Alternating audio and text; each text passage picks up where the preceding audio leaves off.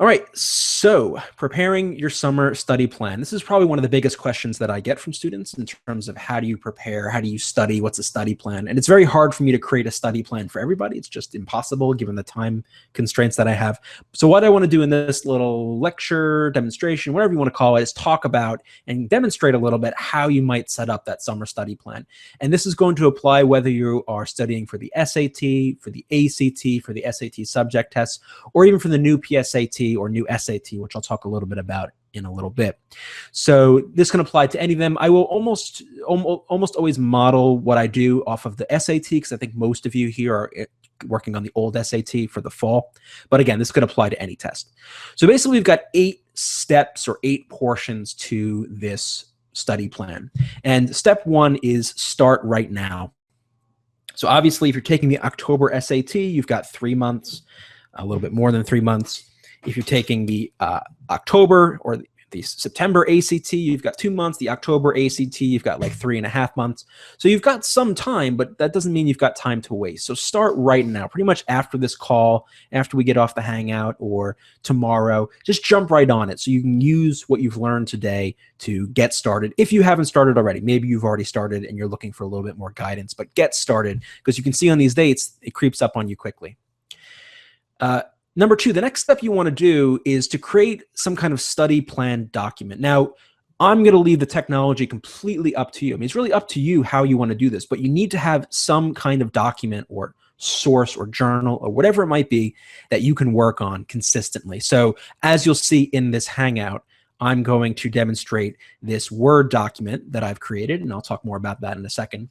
But you can use Word, you can use Google Docs, you can use a real-life notebook if you like pencil and paper. It's all up to you, but you have to have some kind of central source. And what I like to do to get started in my little study notebook is write out the days ahead, day by day. And usually do this about up to 2 weeks in advance. And what you want to do then is fill in the responsibilities and events that you have going on in those days. Now, you could also use a calendar for this, but I just typically, just my own personal preference, I like using a Word document, but you can use whatever. So as you can see, I've made up a little fake schedule here. So I've literally written in my days, Friday through Friday. You can do up to 2 weeks. Don't go too far ahead, and I'll talk about why in a second. But maybe 10 days, 7 days, a week is good, 2 weeks. And write in those days, and then also write in things that are going on. And I'll talk about why you do this in a sec. So for example, I said, okay, on Saturday, July 3rd, I'm going to be roller skating from 1 o'clock to 3 o'clock. And on July 4th, if you're an American in my audience, it's the 4th of July, so there might be barbecues and parties, so I don't really expect to study then. And you can see I've just kind of pretended to put in some dates here. And the reason we do this, let me go back to our document here. The reason we do this is just helps you gauge how much work you can do in a day. So if I go back to my schedule and I look at Sunday, I'm probably not going to expect myself to get anything done, so that when I start scheduling my plan, I don't want to schedule really anything for that day. But I know, for example, on Monday, I've got a free day. I can schedule as much as I like. So just get a general sense for the next 2 weeks of what your plan, what your schedule, life schedule might look like. So you have a sense of what you can do. And again, you can use a Word document. You can use a calendar. I just like using a Word document. It's really up to you, your own personal preference. 3, just a general point, a very, very critical point, and this will be reflected in the study schedule itself. Spread out your study schedule. So consistency is king, consistency is queen. And what do I mean by that? Well, let's imagine just in any given week, 7-day week, let's say you had a choice to study 5 days for an hour and a half a day, which is about 7.5 hours total.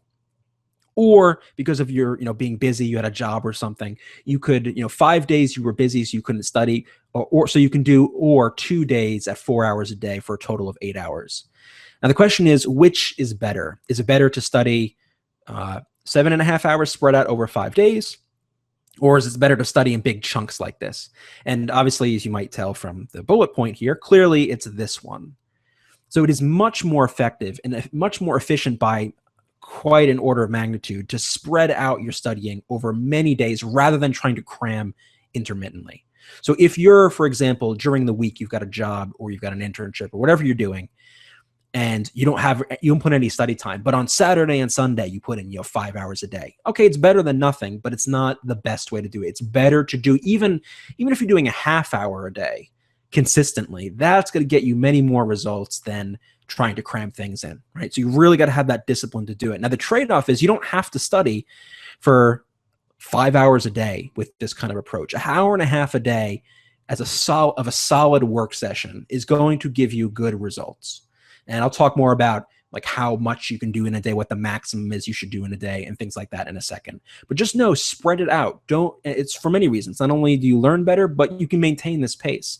Very few people can study 6 days a week, 5 hours a day. It's just kind of humanly impossible, except for very limited cases. So appreciate your own limitations, but also leverage and maximize your natural learning abilities, which work better when they're spread out over many days. So let's move on to the fourth. The next thing you do after you set up your basic skeleton of a plan, your schedule, gather your study materials. So I'll talk about the study materials that I recommend for the SAT, for the ACT, and for the subject tests. And also let me add at the bottom here the new SAT, because I forgot I should add that, and that might be something that some of you are starting to study for. So what are the materials that I recommend? So for the SAT, of course, the Blue Book, the official study guide, is a must-buy. That gives you 10 real tests. Then if you want additional tests, there's the official SAT online course. And that's going to be 9 additional tests. And then there's 4 tests on my website that you can pick out. So that gives you 23 total tests. So the core of your practice should be real SAT material, not material from third-party books like Kaplan and Princeton Review, which I'll talk about in a second. The core of your practice should be real questions, real questions. I cannot stress this enough. This is critical, especially with the reading, most of all. In terms of additional books, people ask me all the time for recommendations. Don't get too hung up on finding the perfect book. There's no perfect book. Most books out there are going to be good enough to get the value you can out of them. How you're supposed to use them, though, is for targeted practice. So this is very important. Never use a Princeton Review book or a Barron's book for a full practice test. It's a very bad idea. They do their best to try to make their tests as similar to real SATs as possible. But it's just, especially with the reading and sometimes with the grammar, it's just not quite there. In terms of books, though, I might recommend, yeah, anything. Princeton Review I tend to like. Barron's is pretty good. Dr. Chung's. So generally, I forgot to mention this in my text, books by tutors tend to be pretty good on the average, just because they have their own unique take on things. So Pone the SAT and Erica Meltzer's books are typically pretty good. So Pone the SAT, that's for math. And then books by Erica Meltzer. I don't know if I wrote her name right. Meltzer. I'll have links to all these things in the description of the video that I post. So Erica Meltzer's books on reading and writing are typically pretty good. So that's it for the SAT. For the ACT, you'd want the red book, which is kind of the blue book equivalent. You're going to have 5 real tests in that red book. For the ACT online course, there's an additional course. You'll have 2 more real tests, and there's 5 tests on reasonprep.com. Currently 4, but I'm going to add the 5th soon. So that will give you 12 tests. Now, unlike with the SAT, since we only have 12 tests and it's harder to get your hands on real ACTs, we do have to rely a bit more on third-party books. So the usual suspects are okay. I haven't found anything that has really blown my mind in terms of its accuracy. So really anything you get here is fine. Princeton Review, Kaplan, Barron's. But again, I tend to gravitate towards books written by tutors. So smaller companies or smaller just individual people. I don't know. I just tend to find them to be more thoughtful on the average. But again, anything you use should be fine. Don't get too hung up on finding the perfect book. The most important aspect to your studying is putting in the time and working on the real practice tests. No one book or program or the other is going to be the saving grace for you. And I talked about this in a video, and I'll link this in the description, about the SMART study program. Basically, with a SMART program, you want to focus on your mindset. You want to have people to help you. You want to have a routine. And then the T stands for tools, where the tools are important, but not as important as the other aspects, as starting, as having a good mindset, and all those factors. I'll link this video in the description if you haven't seen it already. So don't get too hung up on books. For the subject tests, obviously you'll want to have the official study guide for the subject test. There's 1 of each test. in that. If you're doing the Math 1 and 2 or US and World History, there's another book which will give you an additional one of each test. And then especially here, since we're lacking in real SATs, subject tests released by the College Board, you're going to have to rely on third-party books. The way it usually runs out is Barron's books are typically harder than average, like harder than the typical subject test. They go into more detail. The questions are not quite what you'll see on the real test. They're just much harder. Princeton Review and the others tend to be on the other end. They tend to be a little bit too easy. But I think generally closer to what the real questions might look like, even though they're a little easier. So I recommend buying like a Barron's and a Princeton Review, just so you can get the full spectrum of material. The new SAT, PSAT, this is a little bit tricky because it's so new. There's not much out. Now, many of you may be aware that the Khan Academy is releasing a ton of mostly practice problems. There's not as many videos out right now. I don't know if he's planning on releasing more videos later, but certainly a lot of practice problems on the Khan Academy that were developed in conjunction with the College Board. So I think for many people, that's going to be the main resource because it's going to have a lot of videos, free tutoring prep. That's going to be the great thing.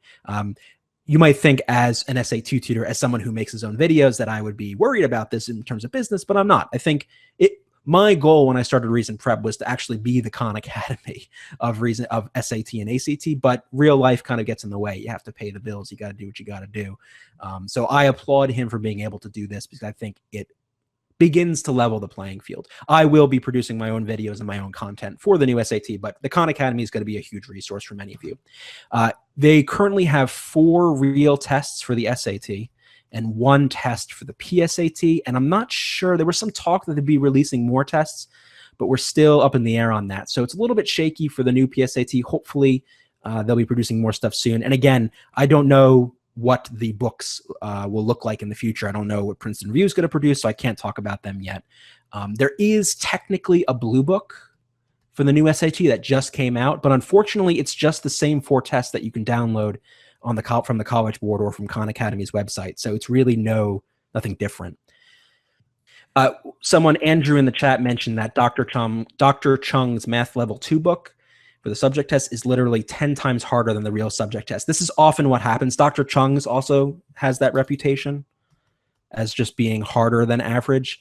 Some people say like that. They're like, oh, I like that it's harder because then I know I'm testing myself against harder material. It doesn't quite work out like that, though, for a lot of reasons. So, for example, let's say you have an SAT book that's harder than the real thing.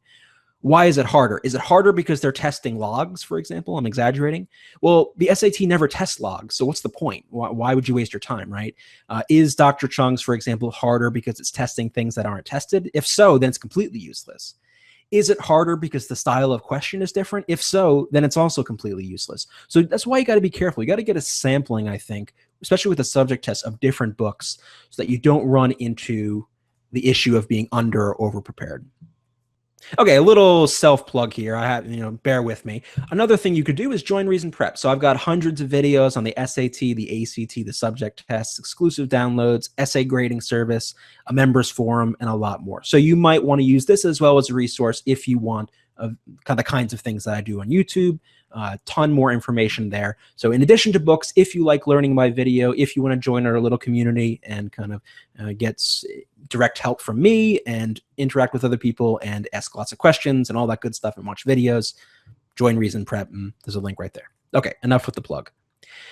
Okay, so now that you've gathered your materials, you have your books, you've got your resources, you got your membership to Reason Prep, whatever you've gotten, now it's time to start building out your study plan. So the first thing you need to do after you've done all that is to assess your needs. So basically what you need to do is figure out where you're at. So if you have a previous score report, if you've taken the SAT previously, maybe you took it in May or you take it in June, that's a good start. We know where you're at. Or if you haven't taken the SAT yet and you need to get a baseline, then take a full practice test. Sit down for 3.5 hours on a Saturday, take the whole thing, and then go from there. SAT audit. So one of the services I offer, and again, I'll put a link in the description, is one of the things you can do is send me your score report and I'll create you a custom video for free where I'll tell you the kinds of things you should work on. So I will look at your score report. I'll break it down for you. I'll tell you what to focus on. So that could be a way for you to assess your needs. You could also take diagnostic tests. So for example, on my website, I've got a free math and grammar diagnostic test that you could take to kind of see your strengths and your weaknesses and see where to focus. For example, this is just a general trend. Most students I've found tend to need to focus on the critical reading. That's just the hardest part for most students. But you need to assess your own needs, and you have to kind of figure out your own goals or have someone help you to do that. So you might find out, for example, okay, I have a 500 in reading and I've got like a 650 in writing and a 700 in math. Well, now you know where you got to spend most of your time. You got to spend most of your time in math, or excuse me, in reading. So a typical split might be, for some students, you might do like 2 days of reading in a week, 2 days of math in a week, 1 day of writing, 1 day of like a wild card, and 1 day free. So this might be a typical 7-day split for you. But again, maybe you have to do 4 days of reading and 1 day of math and 1 day of writing, or something like that. I don't know. Maybe you have to do 3 days of math and 2 days of reading. I don't know. That's what you have to figure out. I can't give blanket assessments because it just depends. Let me respond to some of these points in the chat. So Arash says, Khan Academy recently asked for donations like Wikipedia, so keeping things completely free is never going to be easy. I agree. I mean, I think we live in a world where you have to have money to survive. Of course, it's kind of obvious. I think, Khan Academy has some influential backers in their corner. Obviously, you've got Bill Gates, you've got Google, lots of people jumping on board. So I think it will be free for the foreseeable future. But I think they will bump up to a point where the realities of hosting things and paying people and doing all that stuff is going to require them to raise funds. I think they will remain free probably forever. I would find it stunning if they ever came out with a charged thing, because it kind of goes against their mission, but we'll see. Naveen asks, will the SAT audit be available later on? And yeah, so I'll be, as long as I'm around doing SAT stuff. Also true for the ACT. I'll look at any ACT score reports that you've got. As long as I'm around, I will be doing free SAT audits. Absolutely. Okay, so now the meat of the procedure. Oh, one of the things I forgot to mention here, gather your list of to-dos. I probably should add this down here, and list your to-dos. So what you want to do is, after you've gathered all of your resources, all of your materials, and by the way, the people who ask questions in Q&A, I will get to those at the end. I'm just kind of moving along here. Once you have all your resources, all your books, what you want to do next in your little study journal is create a list of the kinds of activities that you can do in a practice session. So I've listed some out here. Again, this will be fully available for you to download later. So if you want to just steal this and build off of this, totally fine. So for example, some of the core practices you could do in your study session could be timed sections. That's really, this is the bread and butter. These right here are really the core of any practice section, doing timed sections so that you're getting used to the questions, getting used to the time, and doing a nice mix. That's kind of the core. And right now I'm just talking about SAT. This would apply to ACT as well. But you can add other things in your activities list. Maybe if you're a member of Reason Prep, you would be watching a video series. Maybe you'd be making your way through the Critical Reading Bootcamp. If you have a Barron's book or some third party, maybe you want to review specific topics in math. Like maybe you have to review exponents or fractions. Maybe in a Princeton review book, you want to review, all of the grammar. Maybe you want to do a full practice test. That might be part of your plan, and I'll talk about that more in a second. Maybe you want to do a live stream session, right? Maybe this you'll budget in. I'm going to be doing live stream sections probably every week from now on. So maybe you want to budget that in your study plan. Studying vocabulary for the SAT might be part of your study plan. If you have a tutor, your tutoring sessions you want to put in your plan. If you're taking a class, put that in your plan. Basically, come up with a list of all the kinds of things that you need to do during your session so that you have a master list that you can then cut and paste and assign into different days. Moving on to step 7. So this is where the actual work happens. So what you need to do now is assign work to each day according to your needs and to your resources. So let me show you what that looks like, and then I'll go through these points. Again, you will be able to see this video later. You will be able to see these notes later. I'm going to release them all on my website. So don't worry about copying this down. You'll have access to all of this. So what will this look like? So I've done the first 3 days. So maybe I've assigned the following things for each of these days. So maybe on Friday, tomorrow, I'll do the diagnostic test. And maybe I'll After that, record what topics I need to review in my notebook. And maybe I'll do a timed practice section. Maybe I'll do some flashcard review, and maybe I'll watch 5 videos of the Math Bootcamp series, right? That's quite a bit for a day, but that might be a good solid days of work, right? And then on Saturday, I know I've got this roller skating plan I got to do, but I can fit in this material. As I said before, on Sunday, I know I'm going to be off, so I'm just going to not assign anything. You want to take at least 1 rest day a week. You can't study 7 days a week. You got to give yourself time to rest. Give yourself a break. You'll learn more if you take breaks and rest days than if you try to study every single day.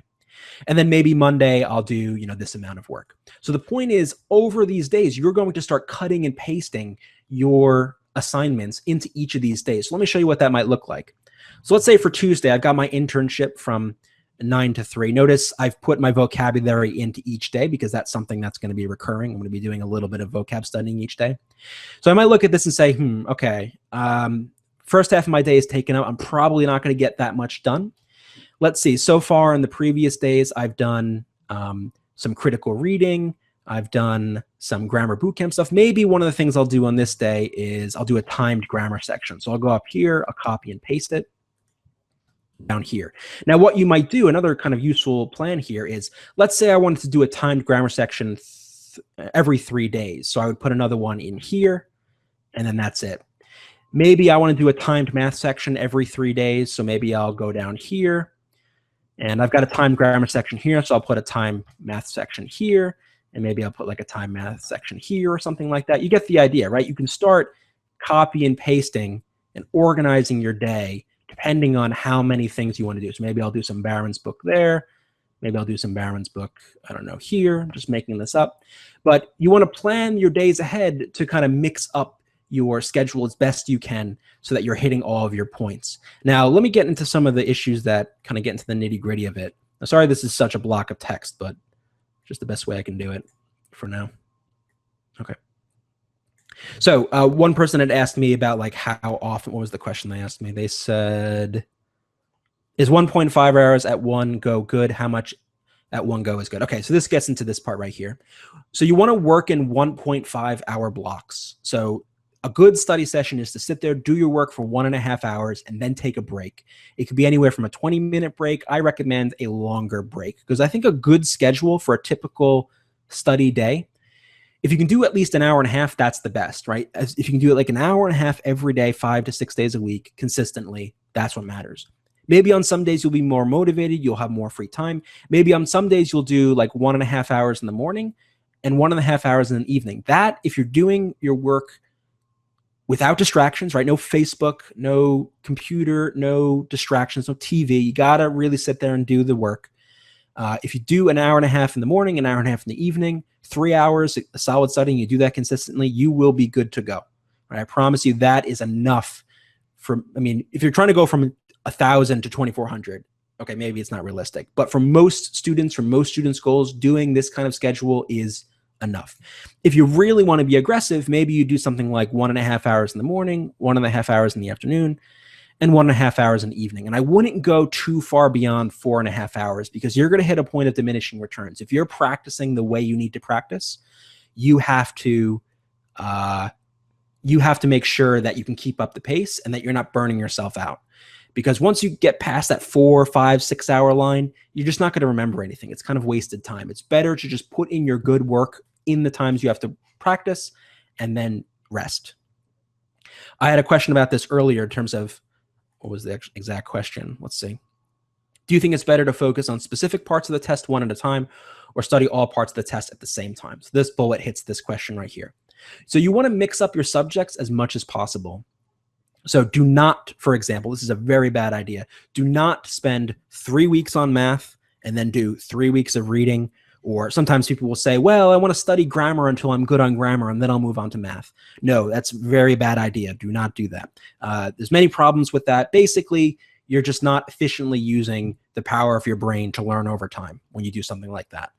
So instead, what you should do is split it up. So maybe do 1 day math day, 1 day reading day, 1 day grammar day, then go back to math. So maybe if I go back to my schedule, maybe what I would do to organize this is I'd say, okay, this day will be my math day. This day, we'll make math day every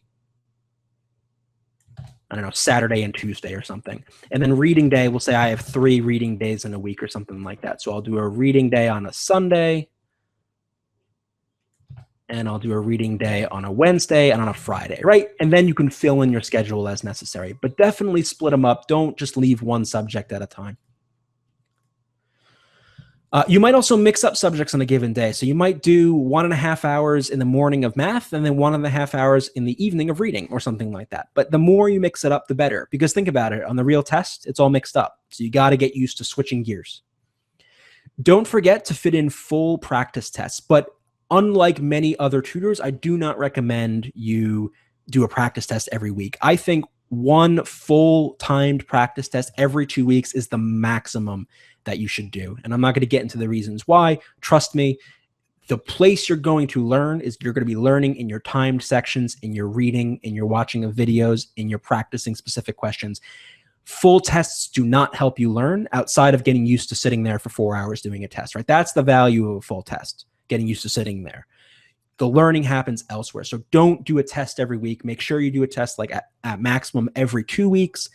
And then make sure you spend time reviewing your questions, reviewing your answers. In the beginning, you might focus more on watching videos, reading books, and attending courses, right? But you should always do timed practice sections. And then as the summer goes along, you'll probably have less to watch. You'll have less to read. Maybe you'll finish a course. And then you want to focus on full practice sections and tests. So by the end of the summer, your schedule should be dominated by practice tests, practice sections, practice questions. That's where you're really going to learn. The final point, well, the second to final point, because I want to mention one other thing. So let me just write this here so I don't forget. Be ready to adapt and change. This is why you only want to do it like a week or 2 weeks in advance, because you have no idea, I have no idea, in 4 weeks, for example, where you're going to be. Are you being the same place with grammar? Maybe you don't have to spend as much time with grammar. So budgeting ahead grammar based on how you are now might not be a good idea. Maybe you'll have to spend more time on reading, right? So be open, be ready to adapt and change. As we said before, keep your journal, like any format, just to record your list of things you have to do, questions for your tutor, topics that you have to research, areas of concern, so that you can add them to your schedule. Right? You might, as I said, you might figure out, oh, I need to spend 4 days on reading because that's lagging. And I only need to spend 1 day on math because I'm pretty good with that, right? You have to figure that out. And here's the key. In the end, I could sit down and create a study plan for you, but it's never going to be as good as the study plan that you create for yourself, because figuring out your weaknesses, figuring out your gaps, figuring out what you need to work on is part of the process. It is what this is all about. So make sure you just keep an open mind, continue to adapt and change. One thing I wanted to mention, one important point that you might want to add, and I'm going to add this right now, is always make sure you review your answers, all right and wrong, from practice questions and tests. So it's not enough just to do the section, you got to review it. So spend time, review every question, even if you get it right, to make sure you understand it and then you have no questions. This right here, honestly, I don't know how I didn't put this down, is the most important part of your learning. It's reviewing those questions, figuring out what you can on your own, and then having someone like a tutor or me or a teacher or a friend or parent help you with those things that you can't figure out on your own. Last point, and then we'll start taking questions. Get to work. So there's a lot to absorb here, but just get started. Don't overthink this. Doing something is better than doing nothing. Perfect is the enemy of good. There's no perfect prep plan. There's no plan that will guarantee you a 2400. Just get started, right? Be consistent, expect setbacks. That's learning. Get help when you need it. But the key here is also to build your independence, your curiosity, and your drive. When you get to college, no one is going to hold your hand. Professor is not going to sit with you and give you a study plan every day. It's not going to happen. So you need to learn to become independent, more independent, right? You're always going to have people who will help you, but you got to, number one, seek that help. And number two, you got to have that independence. You got to be able to figure out what you need to do and how you can split it up. So take this not just as practice for the SAT, but practice for your entire life, because it really is that important. So now I'll start taking questions or responding to questions that people left in the Q&A. This is a question that I got from somebody by email, so I'm going to address this one first. Can you give me and the other class of 2017 students a rough plan on how to tackle simultaneously preparing for these two tests during the summer first few months of school? Those two tests being the new PSAT and the old SAT. So the first thing I would say for students in this situation, when you're in the class of 2017, you're kind of in that weird year where in the fall you can still take the old SAT, but then it's going to be switching to the new SAT in the spring, and the PSAT this fall is new. So you're kind of in that weird situation if you are going to be a junior or 11th grade. In other words, if you're in the class of 2017.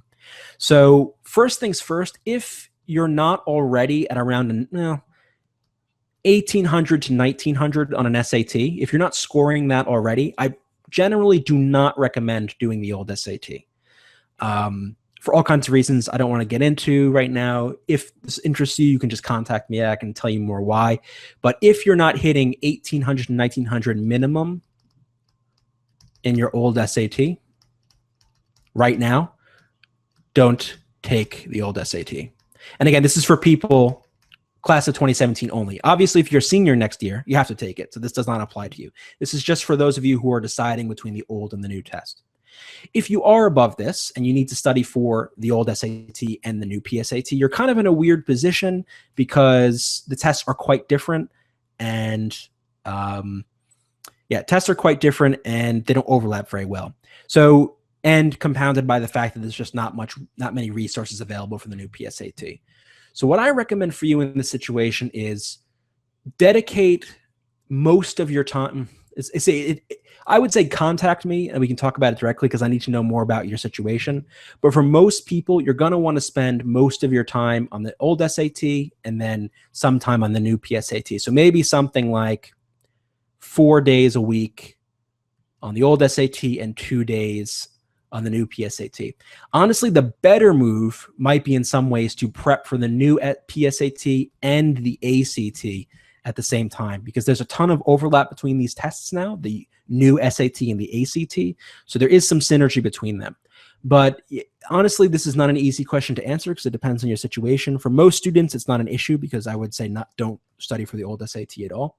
But for those of you who might have a chance at getting getting an excellent score in the old SAT, then dedicate most of your time to the old SAT, but keep in mind that you want to also do a little work on the new PSAT.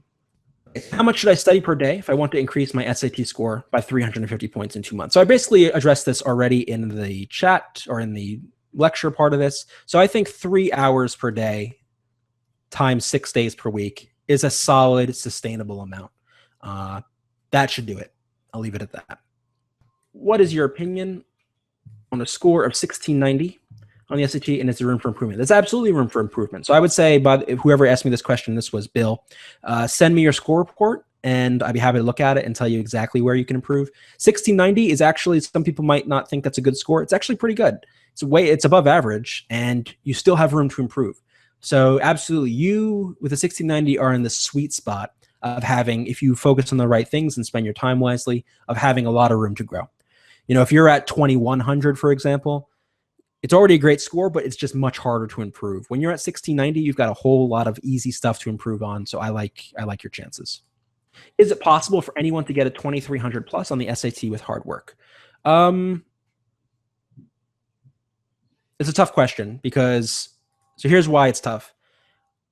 I don't want to say no on the one hand, because if I say no, it's not possible, then I allow people to doubt. Because in the end, most people are held back not by any kind of internal issues, not by how quote unquote smart they are, but by what they believe about themselves or about their circumstances, not so much by their own internal issues. So if I say no, I don't want people to think that they're not going to do it.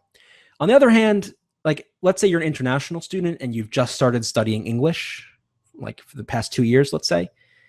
Is it really possible that you're going to get a 2300 or you'll get like a 750 plus in the reading? It's just very, very difficult. So I want to say, is it possible? You know, anything is possible. But if you're not going to put in the work, if you don't put in, follow the things I've described here, it makes it very, very difficult, right? If you put in this work, if you follow this plan and you do it consistently, you will score more than well enough. You will do fine. Do you need a 2300? Maybe not. Most people don't, frankly. So maybe going for 2300 is not the right goal for many people. So instead, focus on improvement and basically don't have any ceiling on what you think you can do. There is no way for me or any expert or yourself to know how high you can go. So let's not even worry about it. Work, do what you can, see how high you can get. That's how far, that's where we're going to go. What do you recommend for learning difficult words for the SAT? So I talk about this. I'll have a resource on this on my website. There's a list of vocab words on my website with some resources for some software and apps that you can use to learn vocabulary words. Long story short, it's flashcards. It's really the only way to do it over the short term. Over the long term, the best way to learn vocabulary is to study consistently, read a lot, write a lot, but that's a long-term thing. Over the short term, it's about flashcards and using the right words list. So I will put a link to that in the description of the video. Someone who had a follow-up comment actually to that question, which I think is a good, kind of illustrates a good point. I added my own words that I always see on SAT sections to my own Quizlet. So Quizlet is one of those resources that I recommend. And I think Andrew has the good point here, because it kind of combines the best of both worlds. You're using flashcards to learn, but you're also organically growing your vocabulary by adding words that you encounter, whether it's on the SAT or even, Andrew, you could do this on, if you're reading the New York Times or if you're reading a book in English or whatever, and you come across a word, add that to your Quizlet, right? So it's that long-term approach. That's how you learn vocab. Now, if you've got 3 months, like if you just got now until October, you got to just cram with flashcards. But you can still build up that habit of adding your own words to your list and just kind of building up that habit, because it's important not just for the SAT, but for life, frankly. It helped me a lot just by cramming a week before my SAT, and I got a perfect on sentence completion. So that's good. I don't know what your starting point was. If you were already getting like 15 right, let's say, I mean, was it really the cramming that helped you? Maybe. But certainly, yeah, vocab can help. You just got to make sure you're studying the right words. So for example, my vocab words list, which is available for free, you'd want to start with levels 1 to 3, because those are the keywords in SAT list. Basically, what I did with this words list is I went through all the old SATs that I have, wrote down all the words in a spreadsheet that appeared, and then organized them by frequency. So the words that appeared the most are in level 1, the words that appeared the next most in level 2, and so on. How can I get an 800 on the subjective, quite frankly, stupid critical reading section? So I would disagree that it's subjective. It's actually not subjective. Any question that you give me, I can show you how it's not subjective. So if it's a passage question. So if you want to show me one now, we can, or in a future live stream, we can work through that in more detail. The key with critical reading, actually, this is the same person who was talking before, so Andrew. So number 1, it's vocab, and it sounds like you've got a nice handle on that. So I would definitely say that's part of it. But then number 2, it kind of goes to your point about it's subjective. It's about seeing how it's not subjective. All right. So if you look at a question and say, oh, well, it could have been C2. Why do they say it's B? Because it should be C as well. There's something that you're missing there. That's a signal to you when you're practicing that that's something you need to figure out. Why do I think C could work when the answer is B? And what you'll find 99.9% of the time is there's something in the passage or in the question or in the choice that you missed that makes it wrong. These are typically going to be your 5 out of 5 difficulty questions. So what I would say to get that 800, what you should focus on now, assuming you're already at like 700, really get in on those details. The nitty gritty details are what's going to separate you from a 700 to an 800. And in the end, we have to see specific questions where we can get into this. But the key is details. And what I call, what do I call it again? I forget what my own thing. Basically, the specifics of language, right? Words have meaning, and the SAT will use words in particular ways, and you got to make sure that these words match what's in the passage, more or less. For studying will help in the 2300 plus pursuit. Depends on where you're starting from. So if you're already starting from 2100, you probably don't need to do the aggressive approach because you're already very close. If, let's say, you're going from 1500, then yes, I probably would say aggressive would be more appropriate. It kind of gets into the next question that I have here. So next question kind of builds on the next one here. How much progress is realistic in 3 months? I know this is too general, depends on the person, but average improvements you came along is enough. So as you've already pointed out, it depends, obviously. It depends on a few things, not only just on the individual person, but if you're starting from a 1500, kind of goes back to Bill's question before. If you're starting from a 1500 versus starting from a 2100, getting 300 points to go from 1500 to 1800 is very doable. Whereas going from a 2100 to 2400, which is still only 300 points, is actually, I think, in my opinion, more difficult. So progress is relative. 300 points here is not the same as 300 points here, number one. Number two, it depends on, how much time you put in, how much effort. It depends on your baseline. Like if you have a lot of gaps from math or gaps in your reading or whatever it might be, it makes it a lot harder. If you're a student who, I come across this a lot. I come across students who are A students, right? They're 4.0 students. They're in all advanced and honors classes, and they don't hit their SAT goals, right? They're surprised at how low their scores are. And for students like that, a little bit of work is often what it takes to get them closer to where they need to go. Whereas a student who, isn't in as strong classes, is a little bit weaker in certain things, maybe international students who have issues with English overall, okay, it's harder there. So it depends. But again, don't get hung up on like, okay, how far can I get? How high can I go? How much improvement can I make? Focus on the day-to-day activities that are going to get you to whatever improvement you can get. That's what the focus should be. Do you think that the SAT or ACT is more valued over one another? If so, or if not, why? So no, the answer shortly is no. It used to be the case that the SAT was the preferred test. It is no longer the case. They are exactly equivalent. Every school will accept one or the other. There's no difference between them. In the end, do the test that you're better at. I know it's obvious, but do the test, and probably the less obvious point, focus your time and effort on the one test that you're better. With a few exceptions, I generally don't recommend students studying for two tests. I think in most cases, finding out which test you're better at and preparing for that one will help. And I actually wrote an article on this. Let me give you the link. And again, I'll put this in the chat. I'll put this in the description of the video. I wrote an article on picking the ACT versus the SAT and how you go about making that choice. So if you go to this link, you'll see my kind of article on how you choose between SAT and ACT. Arash says, you made an SAT audit for my score. Thank you for your answers. You are very welcome. Given the dates for SATs, do you suggest registering in consecutive months or doing it in alternate months, given the time limit for the old SAT? Very tough. It depends on your college plan. So some colleges, for example, might accept the December test. Others will not. It depends on if you're applying early. So certainly, and also depends if you're doing subject tests. I think doing the October and then the December would be ideal if you had to retake in December. But if you had to, you would also do the October and then the November. So definitely the October, and then if you have time, doing it in December. But again, it depends on the colleges. Rob, thank you for the great website. As a member, my friend went from a 1500 to a 2300 just by a summer of going through your video. So I obviously can vouch for that. I don't know. I assume that is very accurate, but even if that's close to accurate, I'm very pleased and happy. Obviously, everyone's mileage may vary. I don't want to guarantee anybody going from 1500 to 2300. That was probably the exception rather than the rule, to be honest, because that's a huge jump. But I do think it shows that my stuff is effective and helpful. But I always stress this. Sure, my stuff helps, but by itself, it's not going to be enough, right?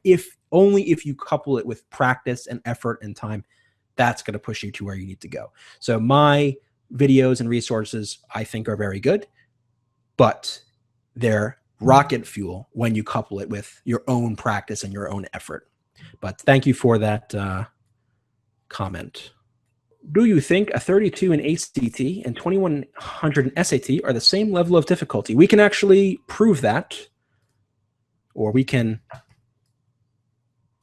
see if that's the case. So what you need to do, actually, this is not going to, it'll sort of help us. What you need to do is find the percentiles. So just looking at these numbers, 32 versus 2100, there's no way for us to be able to tell just by looking at these numbers, which is better. We have to look at the percentiles, and we'll simplify it a bit. A percentile is basically the percent students your score beats.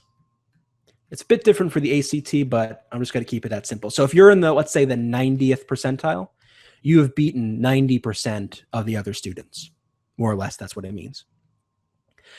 So let's compare. So what we can do, if you actually go to that link I sent you, you can see for the ACT, a 32 composite would be 98th percentile. So that means, what was it for the ACT? For the ACT, it represents the percent of test takers who got the same score or below. So a 32 would be 98th percentile, which means that would meet or beat 98% of the fellow test takers in the senior class, or is it overall? Regardless, it doesn't matter.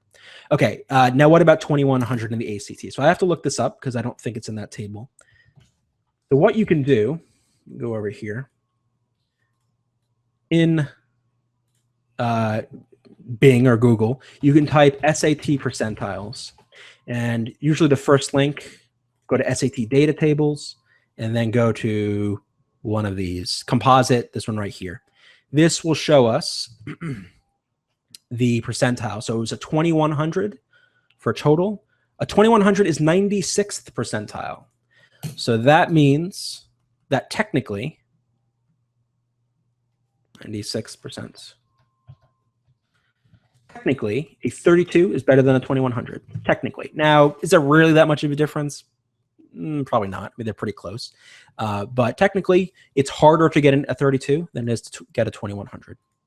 For CR, what do you suggest in terms of improvement after watching all your videos? Are there any helpful resources you suggest? Thanks so much for all your help. Yeah, so assuming you've watched all the critical reading bootcamp videos, the number one thing to do is practice sections, because you're only going to learn